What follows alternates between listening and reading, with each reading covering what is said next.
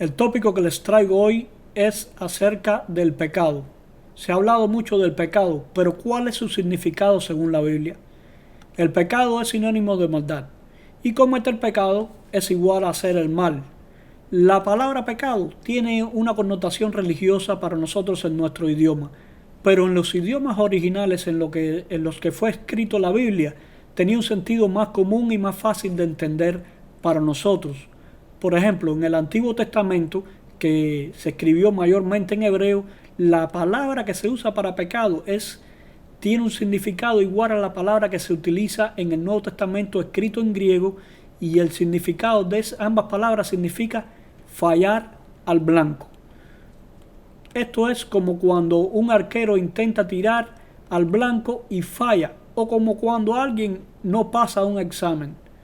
Tanto el deportista como el estudiante fallan por falta de preparación adecuada o práctica, por descuido o por ignorancia.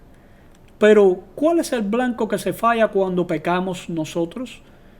La primera vez que aparece la palabra pecado en la Biblia está en Génesis capítulo 4 y versículo 7, y nos dice: si bien hicieres, no serás enaltecido, y si no hicieres el bien, el pecado está en la puerta.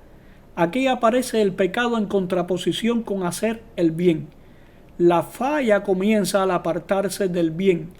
La Biblia define aún más claramente esto cuando en Santiago dice: y al que sabe hacer lo bueno y no lo hace, le es pecado. Nosotros fallamos entonces por no practicar el bien, por ser descuidado o por ignorar el mal. Esta es otra definición que también nos dice cuáles son los límites entre lo bueno y lo malo. La ley de Dios es la que demarca esos límites. Dice aquí que todo aquel que comete pecado infringe o transgrede también la ley, pues el pecado es infracción de la ley. La ley entonces nos muestra dónde es que estamos nosotros fallando.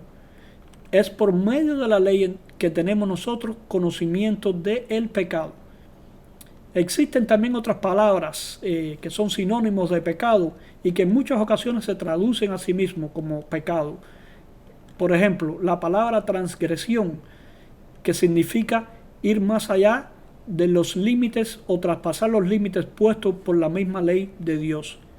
Hay otra palabra, la palabra iniquidad, que significa perversión o voluntariamente torcer o distorsionar la voluntad de Dios para fines egoístas.